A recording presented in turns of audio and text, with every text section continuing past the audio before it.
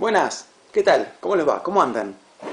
Bueno, gente querida, en esta oportunidad vamos a hablar sobre los capítulos 15 y 16 del libro de Flannery, ¿no es cierto?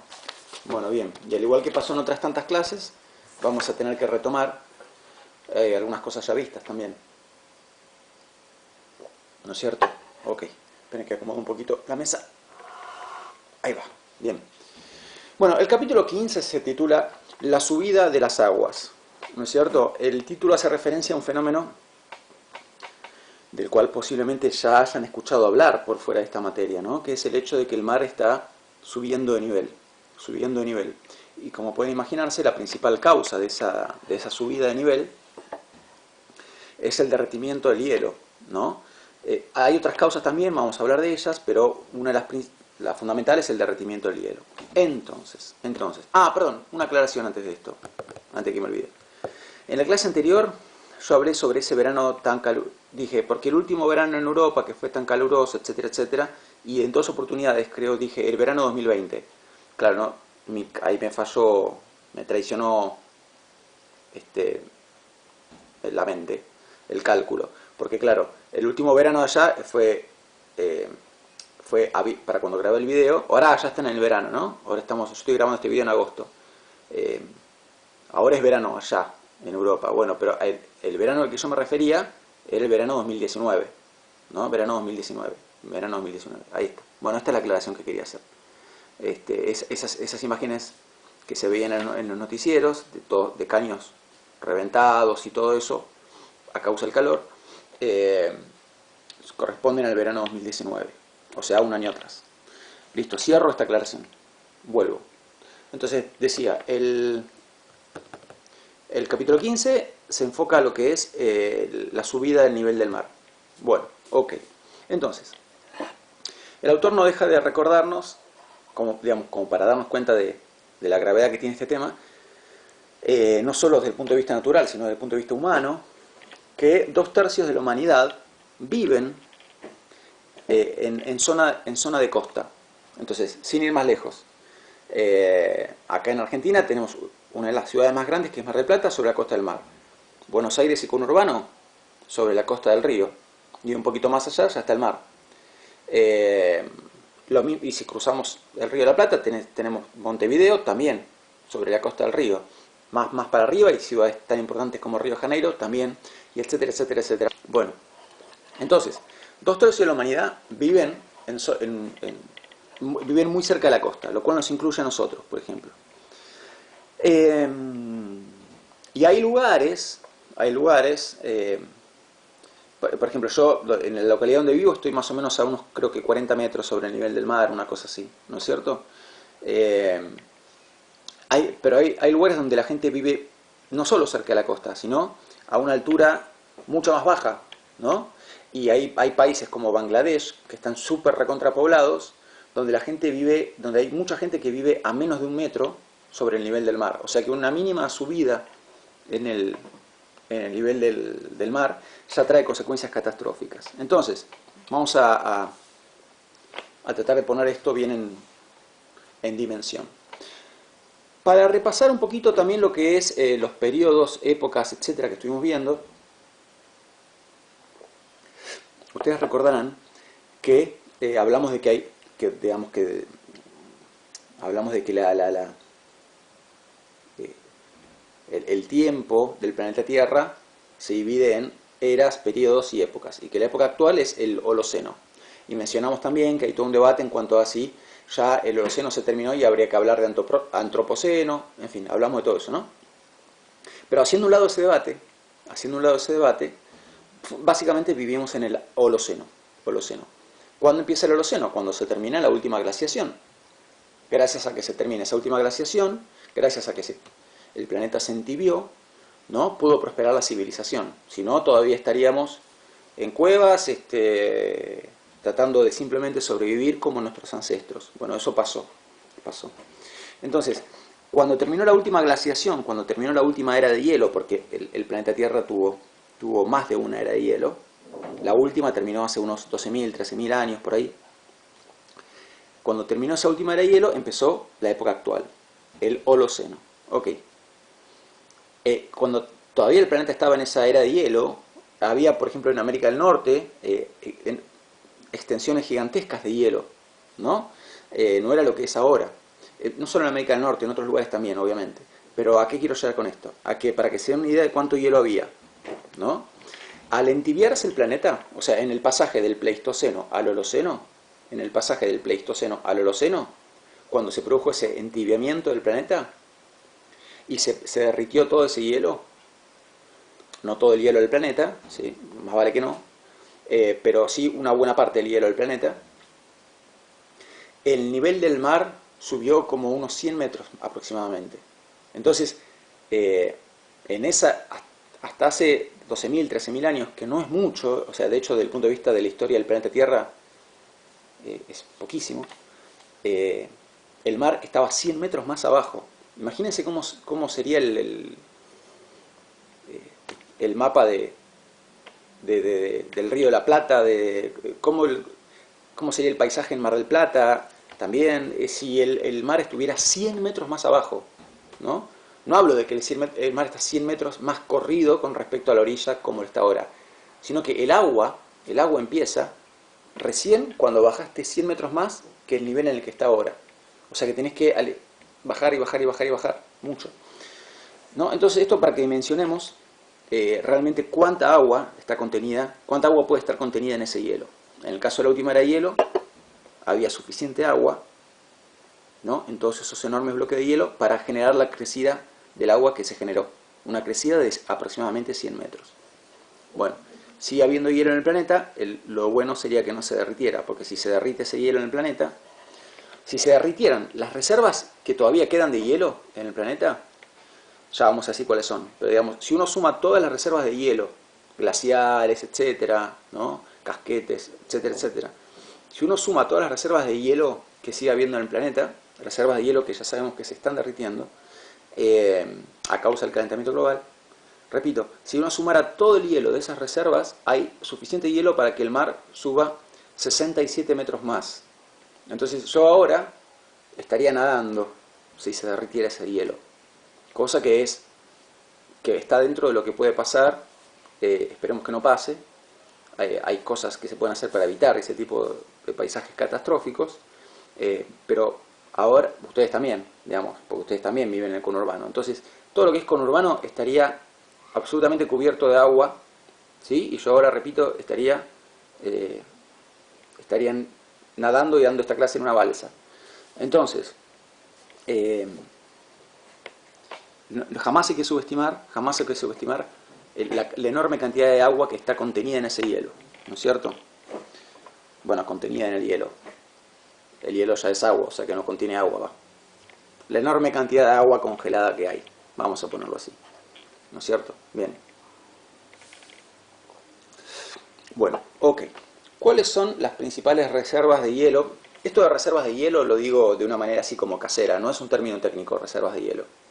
Es un término que me meto yo, digamos. Pero digamos, ¿cuánto el hielo con el que todavía contamos está dónde? Bueno, la respuesta más obvia es en el polo sur y el polo norte, eso desde ya. Pero si hablamos en términos más específicos, ¿cuáles son las principales reservas de hielo? Repito, no es un término técnico. ¿Cuáles son las principales reservas de hielo con las que todavía contamos? Tenemos, el autor empieza hablando del hemisferio norte, ¿no? Entonces tenemos la placa de hielo de Groenlandia. ¿Vieron Groenlandia? Esa especie de pequeño continente que está entre América del Norte y la península Escandinavia, digamos, que pertenece políticamente a Dinamarca. Bueno, ahí en Groenlandia, la mayor parte de Groenlandia sigue estando cubierta, gracias a Dios, por hielo. Entonces esa es una de las principales reservas de hielo del planeta, ¿no? Es una fuente de albedo importante. Recordemos que el albedo es toda superficie que refleja la energía que viene del sol, ¿no? El albedo para nosotros es como la membrana. Decía, recordemos que el albedo para nosotros es como la membrana en una casa, es esa superficie reflejante que nos ayuda a que no se caliente tanto todo. Bueno, buena parte del albedo corresponde a la placa de hielo de Groenlandia. Después tenemos, siguiendo con lo que es el polo norte, ¿no?, está el mar Ártico, Sí, yo creo que ya les había contado que el mar Ártico, o sea, toda la extensión de hielo del Ártico, es en realidad un mar congelado, no es como la Antártida. En la Antártida vos tenés tierra y arriba de la tierra hielo. En el Ártico no tenés tierra, es un mar que está congelado. Por eso, a simple vista, uno no puede ver, no puede distinguir, digamos, el suelo de la... Si uno ve una simple foto, uno puede confundir la Antártida con el Ártico, porque lo que ves es hielo. La diferencia es que la Antártida abajo tiene tierra y el Ártico abajo no tiene tierra, porque es agua y nada más que agua, congelada, pero es agua. Entonces, tenemos la placa de hielo de Groenlandia, el mar Ártico, que está congelado, ¿sí? Algunos glaciares del norte, y ahí está. Esas son las reservas de hielo del Polo Norte. Y en el Polo Sur tenemos la Antártida, toda la superficie de hielo que cubre la Antártida, ¿no? Y el mar Antártico también, ya vamos a hablar del mar Antártico. Bueno, bien. Y también algunos glaciares. Bueno, sin ir más lejos, el glaciar Perito Moreno, ya lo habrán visto en las noticias, ya lo que es la temporada en que se deshiela, en que se rompe, ¿no? Que hay mucha gente que viaja a verlo porque por lo espectacular que es ver que se caen toneladas de hielo y revientan y explotan contra la tierra, contra el suelo. Típicamente hay un momento del año en que se produce eso, que es el momento en que se fue acumulando calor, se fue aflojando el hielo y ¡pum!, se cae. Pero esa temporada ya no es estricta, o sea, se va corriendo porque el hielo se empieza a aflojar antes, porque está haciendo más calor por el calentamiento global, ¿no? Bueno, seguimos. Entonces, ¿cuál es la situación actual en cuanto al incremento del nivel del mar? A ver, primero, antes de la revolución industrial no venía dándose un incremento significativo en el nivel del mar. Bueno, cuando llega la revolución industrial y se empieza a quemar carbón a lo loco, empieza a aumentar el nivel del mar. ¿A qué ritmo? Aproximadamente 1,5 milímetros por año. Durante más o menos los siglos XIX y XX. Y en los últimos años, ¿sí? las últimas décadas, eso se duplicó. El mar viene aumentando a un ritmo de 3 milímetros por año. ¿No es cierto? Bien. Repetimos, digamos, el principal factor es el derretimiento del hielo y la nieve, pero hay otros factores que intervienen también. Por ejemplo, más allá del hielo que se derrite, hay un factor también relevante que es la temperatura del agua del mar. Ya no estoy hablando del hielo, que estoy hablando del mar en sí, ¿no? Los océanos. Bueno, yo ya dije antes, que en la clase anterior, que todo lo que está caliente se expande, se dilata, y todo lo que está frío se contrae, ¿no? Esto lo dije cuando estaba hablando de cómo se expandió la troposfera y se contrajo la estratosfera, ¿no? Bueno, lo mismo pasa con el agua. Entonces, si el agua del océano está más caliente, se expande más. Y eso también genera un aumento en el nivel de los mares. Los mares están más calientes, están más ácidos, tienen menos krill, bueno, un montón de cosas que estamos viendo. Pero digamos, los océanos, mares, están más calientes, y al estar más calientes están más expandidos, y eso genera un aumento también en el nivel de los mares, ¿sí? El dato que nos da el autor es que, digamos, si la tendencia sigue, dentro de los próximos 500 años, el aumento va a ser de entre medio metro y 2 metros más, solamente por la expansión del mar producto de la temperatura del agua. Acá no estamos hablando del derretimiento del hielo, sino puramente de cómo se expande el agua. ¿No es cierto? Bien. Ok. Y después, ¿qué pasa con la Antártida? Ok, vamos a hablar de la Antártida. Lo que pasa con la Antártida es que hay diferentes glaciares, ¿no?, en la Antártida. Bien.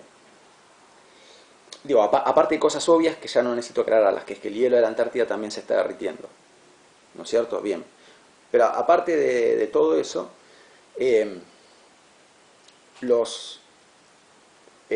que pasa con la Antártida es que vos tenés glaciares, ¿no?, en el continente, y tenés, imagínense que, no sé, acá está el continente, hasta acá viene el continente y acá se termina el continente y empieza el mar. Este mar es un mar congelado. Y acá en el continente hay glaciares. Entonces,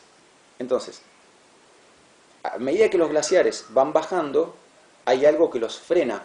Hay algo que frena todo ese hielo e impide que ese hielo se hunda en agua líquida y entonces se derrite. ¿Qué pasa si el hielo está en agua líquida? Se derrite. Entonces, si todo ese hielo de los glaciares cayera al agua líquida del mar, se derretirían y aumentaría el nivel del mar. Pero ¿qué pasa? Como el mar Antártico está ya congelado, entonces, a medida que van bajando los glaciares, el mismo mar frena la bajada de los glaciares.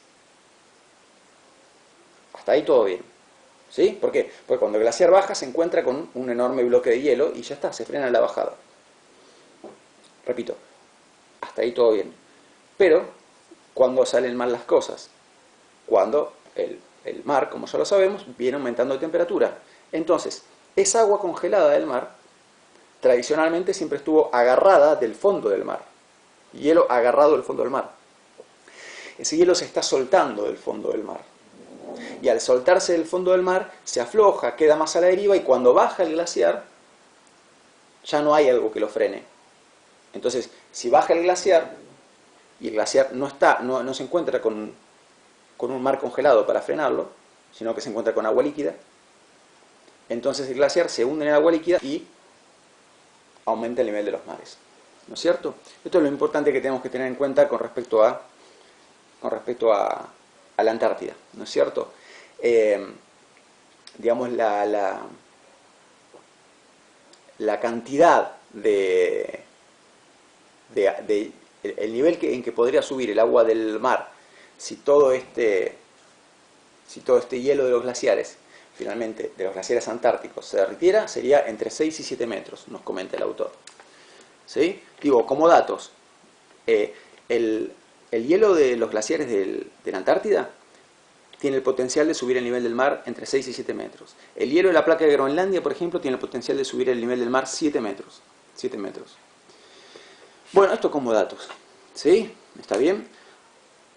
Como siempre, lo que más me importa, si los datos los podemos mencionar mejor, pero digamos lo que más me importa es que puedan entender conceptualmente todo esto y explicarlo y conectar las causas con los efectos, etcétera, etcétera, etcétera. ¿No es cierto?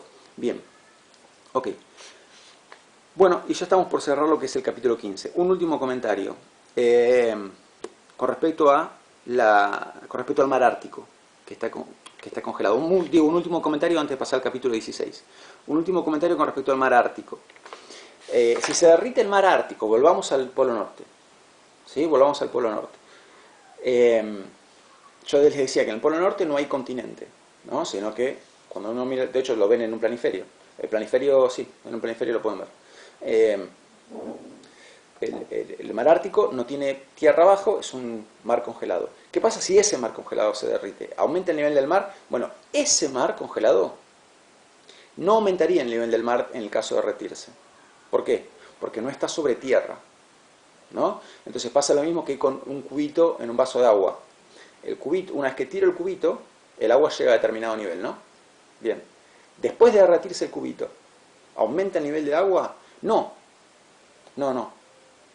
Entonces, que se derrita, el mar Ártico no genera un aumento del nivel del mar, pero genera un montón de otros problemas ecológicos que hacen que no sea bueno que se derrita, más vale. ¿No es cierto? Digo esto como comentario nada más, como excepción a la regla.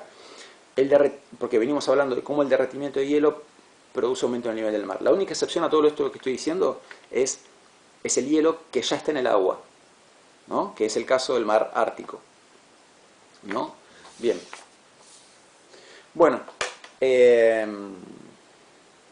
así que la excepción es el mar Ártico.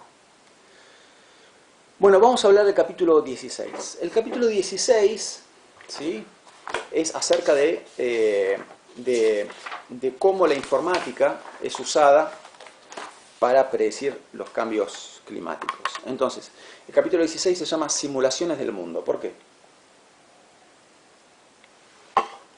Porque habla de lo que se conoce como modelos de simulación.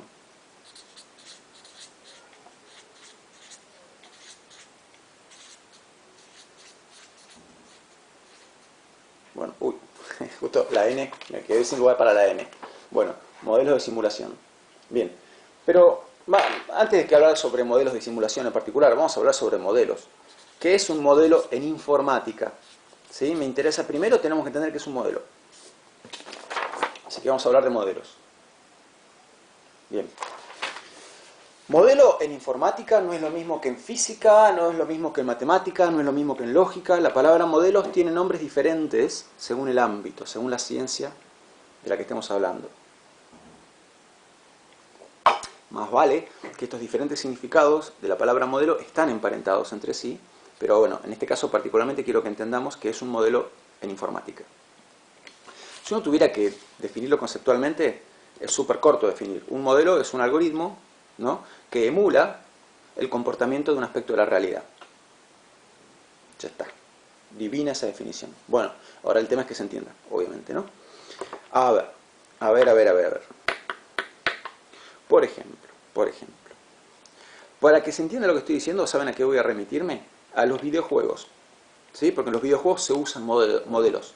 O sea, no en todos los videojuegos, pero muchos de los videojuegos que están más de moda se usan modelos.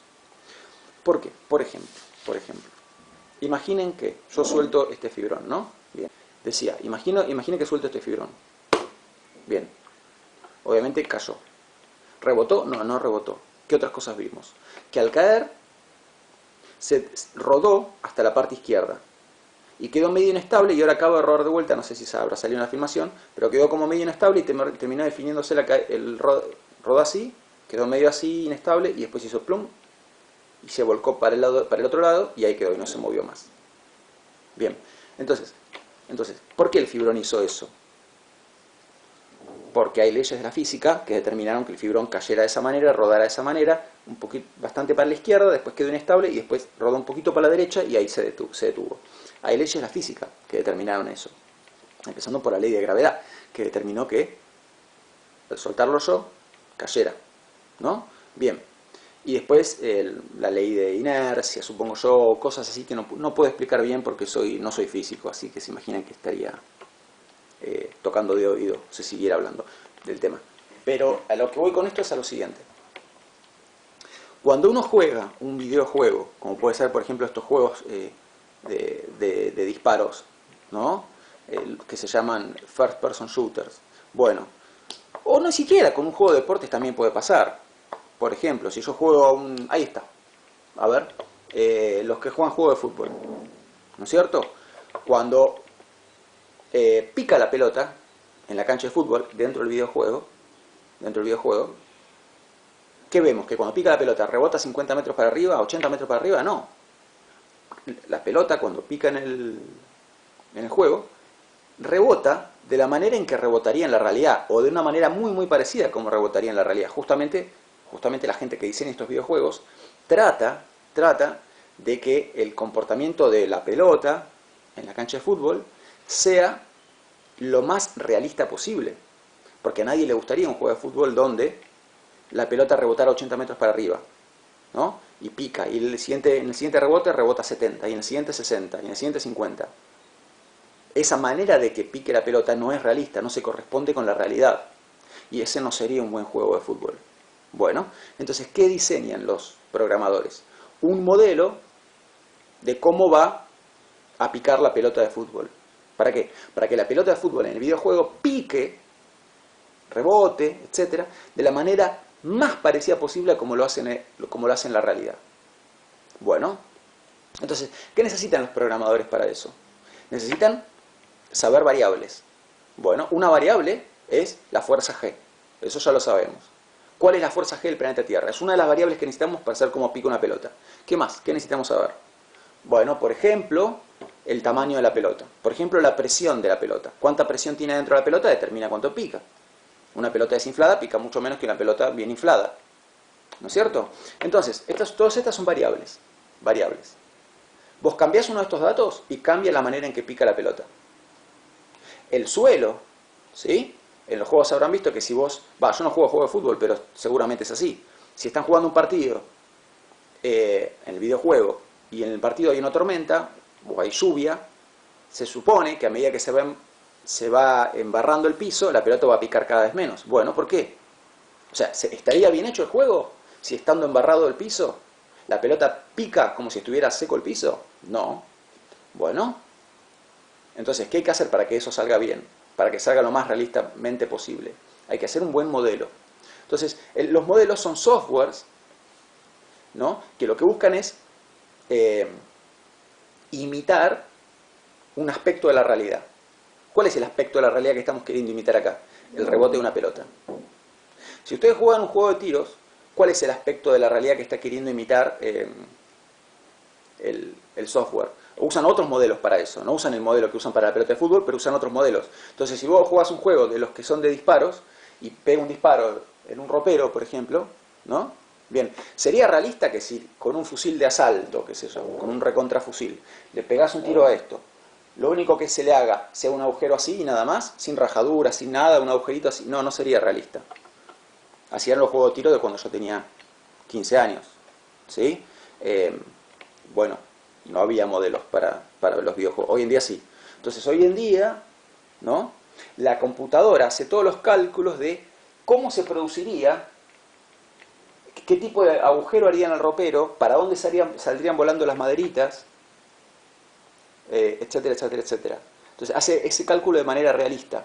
O si alguien tira una granada, o qué sé yo. Entonces, hacen cálculos en base a que la fuerza del disparo, la dureza de la superficie, la dirección del viento, etcétera, etcétera, etcétera. Entonces, hay modelos informáticos que incorporan todas esas variables y hacen un cálculo. ¿Qué cálculo? El cálculo de cómo se vería un impacto de fusil en este ropero. En el juego de fútbol, un cálculo de cómo tiene que ser el rebote de una pelota cuando hay tanto viento, el piso está embarrado, no sé, y el jugador la pateó con tal fuerza, etcétera, etcétera, etcétera. Bueno, bien, eso lo hacen modelos de informática, modelos de simulación, ahí está.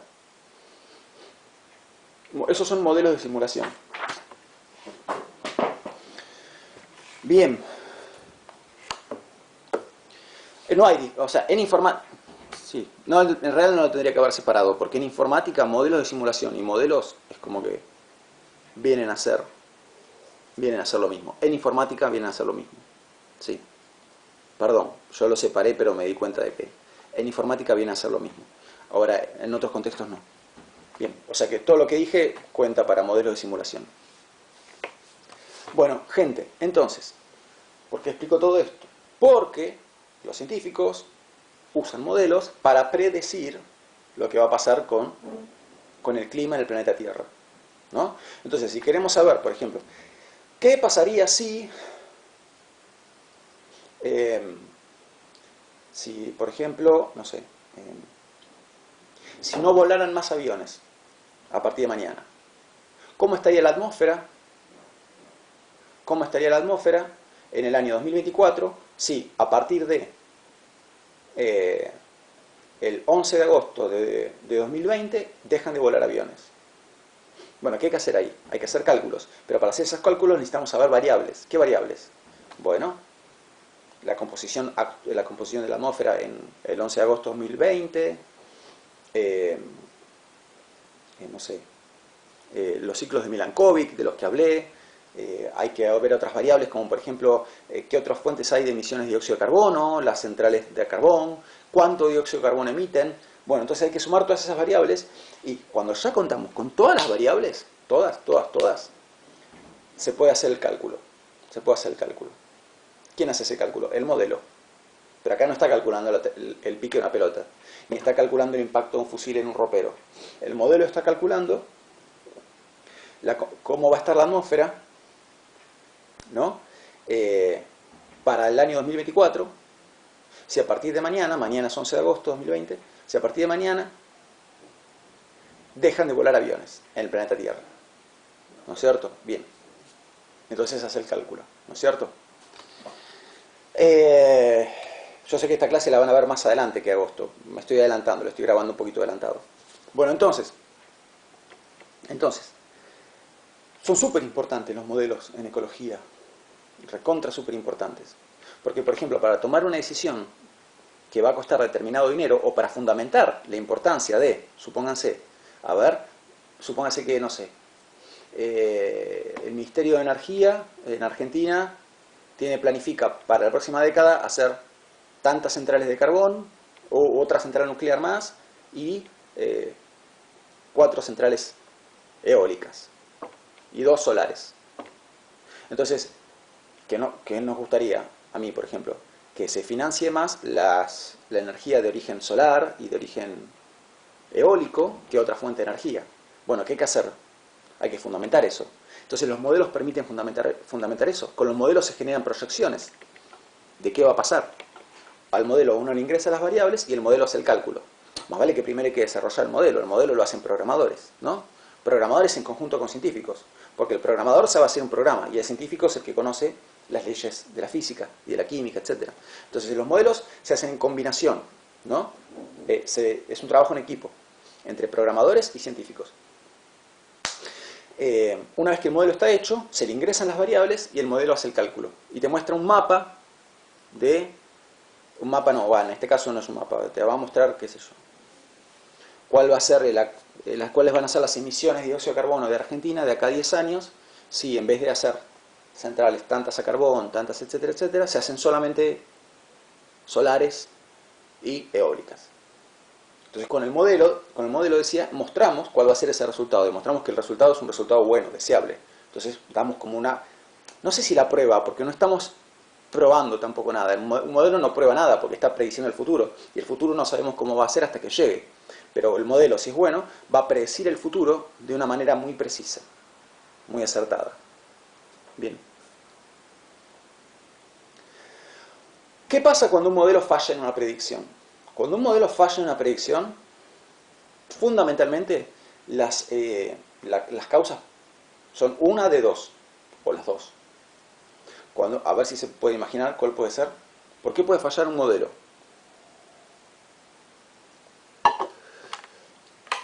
Una, porque el modelo está mal hecho, está mal diseñado. Puede ser, esa es una. O la otra, ¿qué pasa si el modelo está perfectamente diseñado y la predicción que hace no acierta? Hace una predicción que falló, pero el modelo es bueno. Entonces, ¿dónde está la causa? La causa va a estar en que las variables que le ingresamos al modelo eran erróneas. Entonces, por ejemplo, si hago un modelo para calcular el rebote de una pelota y el modelo me muestra, mira, la pelota va a rebotar así, ¡pum! Y pica 80 metros. Digo, ¿cómo? El modelo es bueno. Sí, el modelo es bueno, pero quizás cuando le ingresé la fuerza G, le puse una fuerza G que no tiene nada que ver con la fuerza G del planeta Tierra. Le ingresé la fuerza G de la Luna. Y en la Luna sí, la pelota puede rebotar 80 metros. Bueno, entonces el modelo era bueno, pero una de las variables que le ingresé, que era la fuerza G, está mal ingresada. El modelo necesita saber bien las variables para hacer bien el cálculo. Y si yo le ingresé una variable que está mal, le ingresé la fuerza G de la Luna, bueno, en ese videojuego, cuando la pelota pique, va a rebotar como en la Luna. Entonces van a jugar ahí en el aire los jugadores. ¿No es cierto? Bien. Bueno, muy bien. Ya van a ver por qué les digo esto.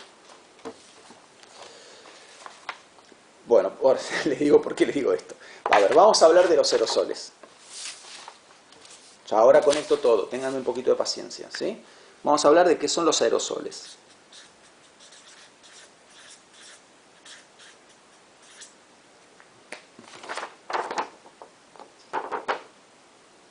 O sea, particularmente, obviamente que en el lenguaje vulgar un aerosol es el POET, qué sé yo, el desodorante. Bueno, pero esperen. Cuando hablamos de ciencia de la atmósfera, de meteorología y de ecología, aerosoles es otra cosa. Los aerosoles son esas partículas que están suspendidas en el aire.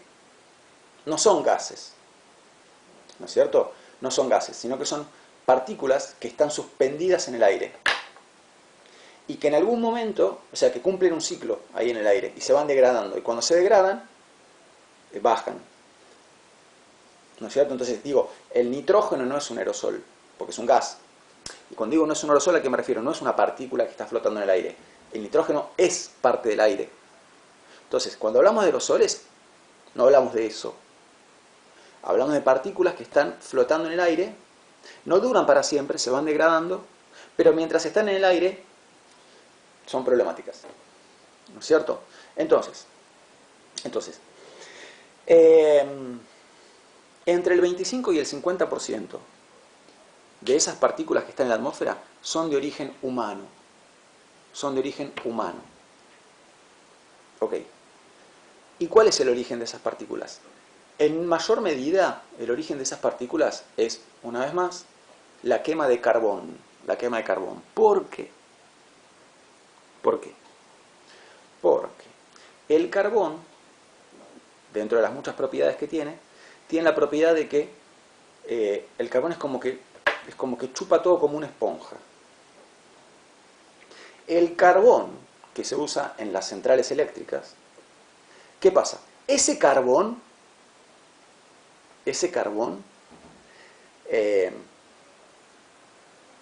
que se usa en las centrales eléctricas y que se quema en las centrales eléctricas, ya cuando estaba en la Tierra, cuando estaba bajo tierra, chupó diferentes cosas de la Tierra. Y muchas de ellas, cosas tóxicas. Entonces, cuando se quema carbón, que ya tiene componentes tóxicos, ¿qué pasa? Se liberan a la atmósfera esos componentes tóxicos que estaban en el carbón.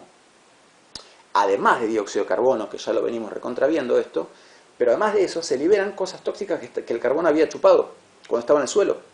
Cosas como ¿qué? Como uranio, como mercurio, ¿no? Y se libera también dióxido de azufre, que ahora voy a hablar del dióxido de azufre. Pero a lo que voy es a esto. Venimos hablando de los aerosoles. Los aerosoles son partículas que están suspendidas en el aire. Bueno, entre el 25 y el 50% de estas partículas que están en la atmósfera son de origen humano. ¿Por qué son de origen humano? Porque el ser humano las libera a la atmósfera cuando quema carbón. Cuando quema carbón, para generar electricidad. ¿No es cierto? Ahora. Van a ver cómo todo esto se termina conectando. ¿Por qué les hablo de los modelos informáticos? ¿Por qué les hablo de los aerosoles? Porque entre las décadas de 1940 y 1970 se produjo cierto enfriamiento del planeta. Enfriamiento que no tendría que haber pasado, ¿no? Enfriamiento, o sea, los modelos informáticos, los modelos de simulación, calculaban que, repito, los modelos de simulación informáticos calculaban que para esa época la temperatura iba a ser tal. ¿Ok? Bueno, pero no era tanto, era menos. Los modelos calculaban que el planeta iba a estar más caliente que lo que finalmente estuvo entre las décadas de 1940 y 1970. Entonces, los modelos hicieron un cálculo desacertado. Ok. Se puede imaginar que toda la industria ligada a la quema de combustibles fósiles aprovechó este desacierto en las predicciones. ¿Para qué? Para decir que entonces el calentamiento global era una gansada, que no era así, que el planeta al final no se calentaba, así que dale, que quema carbón, que no pasa nada. Bueno, ok. Entonces, ¿yo qué les dije antes? Que cuando un modelo hace una predicción desacertada, las causas posibles son dos. Que sea que el modelo esté fallado o que haya faltado, que se haya ingresado mal una variable o no se haya ingresado una variable que había que ingresar. ¿Cuál de estas dos cosas imaginan que pasó? La de la variable. O sea, los modelos eran buenos, pero faltaba ingresar una variable que los científicos no habían tomado en cuenta. ¿Y cuál era esa variable? Los aerosoles. Esas partículas que están en la atmósfera. ¿Por qué? Porque los aerosoles, y específicamente el dióxido de azufre, muy específicamente el dióxido de azufre, este aerosol,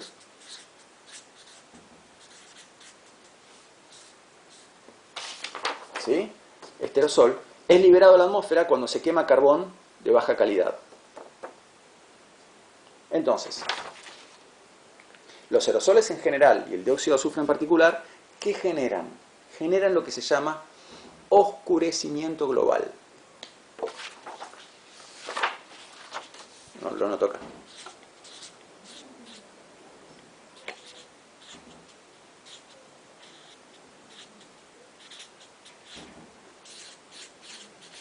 generan oscurecimiento global. ¿Y a qué me refiero con oscurecimiento global? Me refiero a que, aunque no nos demos cuenta, aunque cueste creerlo, al tener todas esas partículas suspendidas en el aire, arriba de nuestras cabezas, en la atmósfera, bloquean cierto porcentaje de la luz del Sol.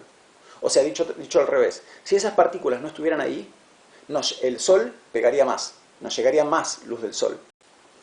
Bueno, ¿por qué les cuento todo esto? Porque cuando se descubrió que el dióxido de azufre era la causa de la contaminación del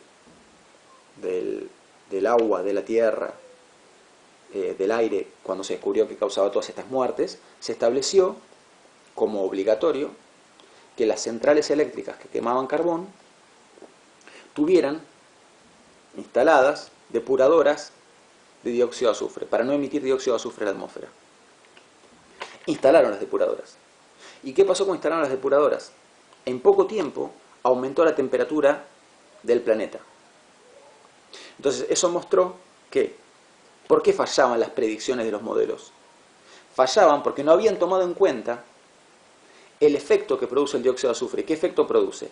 Rebota una parte de la luz del Sol, o sea, filtra en parte la luz del Sol que llega, ¿no? La luz del Sol, la energía del Sol, y aparte refrigera la atmósfera. Entonces, esto era la variable que los modelos no habían tenido en cuenta. Cuando esta variable se eliminó, gracias a las depuradoras, aumentó de vuelta la temperatura del planeta. La pregunta que uno podría hacerse es, ¿pero no convenía dejarlo porque ayuda a refrigerar el planeta? No, claramente no. Es más el daño que hace que el bien que hace, ¿no? Por toda la contaminación que genera y las muertes que genera. Entonces el dióxido de azufre hay que filtrarlo. Bueno, pero venía, entonces repito, venía como frenando un poco el calentamiento global. Cuando se instalaron las depuradoras y se dejó de emitir dióxido de azufre a la atmósfera, el planeta se alcanzó la temperatura que los modelos predecían que debía alcanzar, ¿no es cierto? Bueno, bien, ok.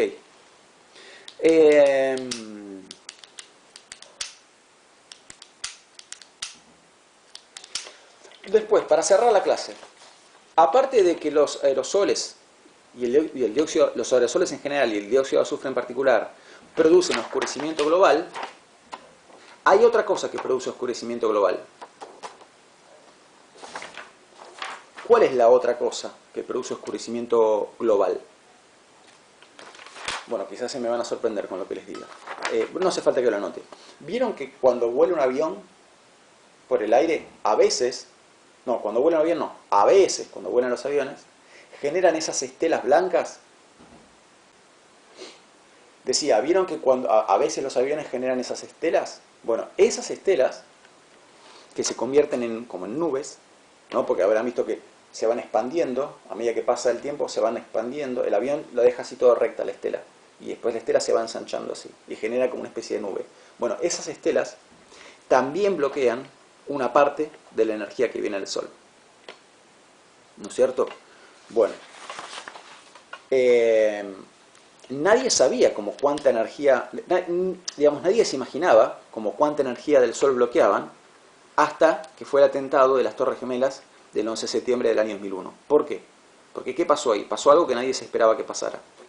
Cuando fue el atentado del 11 de septiembre del año 2001, que fue un atentado hecho con aviones, de golpe, bruscamente, dejaron de volar aviones en Estados Unidos y en un montón de otros lugares. Se interrumpieron bruscamente los vuelos de aviones. Al interrumpirse bruscamente los vuelos de aviones, ¿qué pasó? No hubo más estelas en el cielo. ¿Y entonces qué pasó? Aumentó la temperatura del planeta, bruscamente, rápidamente. Ahí los científicos se dieron cuenta de que las estelas de aviones realmente rebotan parte de la luz del Sol, ¿no? De la energía del Sol. Producen oscurecimiento global. Entonces las fuentes de oscurecimiento global son los aerosoles y las estelas de los aviones, ¿no es cierto? Bueno, Y con esto también, o sea, las noticias son más malas que buenas. ¿Por qué? Fíjense que cuando yo les hablaba del dióxido de azufre, dijimos que bloquea parte de la energía del sol y refrigera la atmósfera. Pero igualmente hay que filtrarlo. O sea, no tiene que haber dióxido de azufre en la atmósfera. ¿Por qué? Porque es más el mal que el bien que genera. ¿Y qué pasa con los aviones? Bueno, uno podría preguntarse entonces, bueno, ¿es bueno que haya aviones generando estelas? No, es más el mal que el bien. ¿Por qué? Porque los aviones consumen muchísimo combustible para volar. Entonces, generan muchísimas emisiones de dióxido de carbono. Y si me están preguntando, si les ocurre la pregunta en este momento de, bueno, pero no se compensa eso con no se compensa con el bloqueo de luz solar que producen las estelas. No se compensa. ¿Por qué? Porque las estelas duran unas horas nada más. Y el dióxido de carbono dura un siglo en la atmósfera. Así que es más el mal que el bien que generan. Y aparte, o sea, entonces las estelas se degradan en horas. Y los aerosoles se degradan en unos días y en unas semanas como mucho. O sea que las dos cosas ninguna de las dos cosas son soluciones. ¿Sí? Así que hay que no solo depurar el dióxido de azufre, sino que hay que dejar de quemar carbón. ¿Sí? Y con respecto a los aviones, no sé. Hay que encontrar otra manera, no sé cómo. La verdad que no sé cómo. Otro combustible no podría ser porque no hay manera de que vuele. Tendría que haber menos vuelos, tendría que, qué sé yo. Pero ninguna de las dos cosas, o sea, ambas cosas, tanto los aerosoles como las estelas, generan más mal que bien. Bueno, bien. Bueno, y con esto, entonces, terminamos la clase de hoy, ¿sí? Nos vemos en la próxima clase. Les mando un abrazo grande. ¡Chao!